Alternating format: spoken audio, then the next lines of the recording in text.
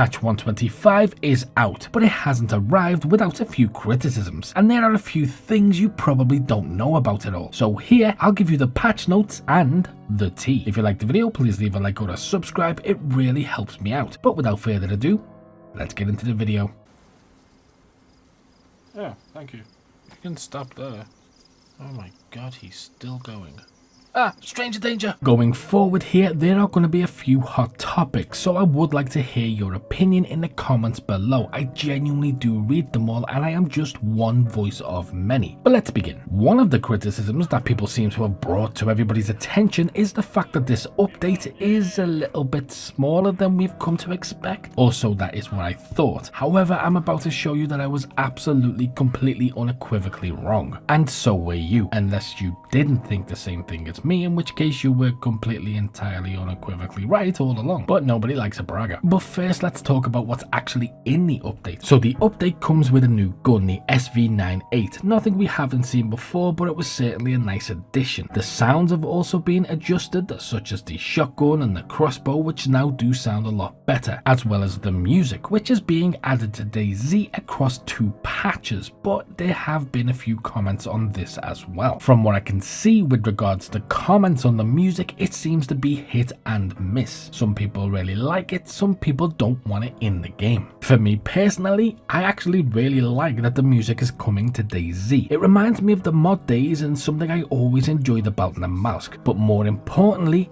the option to turn it off exists. In fact, they try not to be as intrusive to gameplay as possible most updates. For example, when we had the blood spatter on the screen, they had the option to turn it off. Giving us things like this, but also allowing us to remove them, is trickling down personal customization without giving an advantage to one player or a disadvantage to another. And as for the size of the update overall, this is just a little something to tie us over until a new map drops, which itself comes with free updates and improvements even for those who don't plan to actually buy the map. So with regards to the size, I do understand, unlike every woman I've ever dated. But one of the biggest criticisms that everybody is aware of by now, because you can't not be, is the fact that Livonia has been given for free. This seems like it would be a positive, but a lot of players who have previously spent their hard-earned cash on the map feel a little bit shortchanged. And I have to admit, so did I when I first heard the news. This was because I felt like although I bought Livonia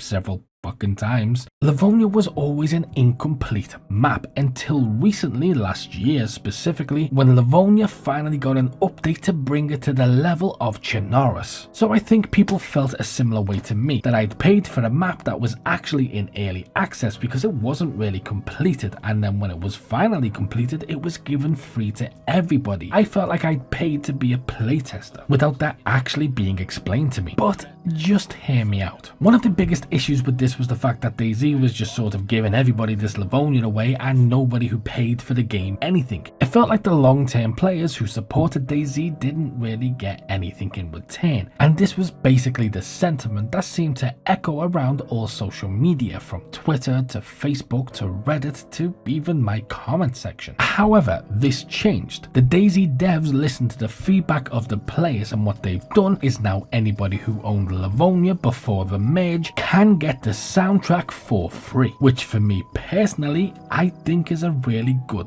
thing, because it's not just what the soundtrack is, but it's also what it represents. It's acknowledgement. It's acknowledgement that the player base who have supported DayZ are actually being shown they mattered. And here's the thing, I understand some people don't really care about soundtracks, so this to them isn't really going to be a benefit. But when you compare the DayZ devs to other developers who have merged content, generally speaking, players don't get anything. And I think that's important to say, because I do make videos that criticize certain decisions, and when you look at the bigger picture, the thing about patch 125 is we have an entire map for free with all the content that comes with it. So in actual fact, it's probably one of the biggest updates we've had in about 5 years. How about them apples? But if you want a video that's slightly less happy, maybe check out this video here, or for something else, click here. And as always, until next time.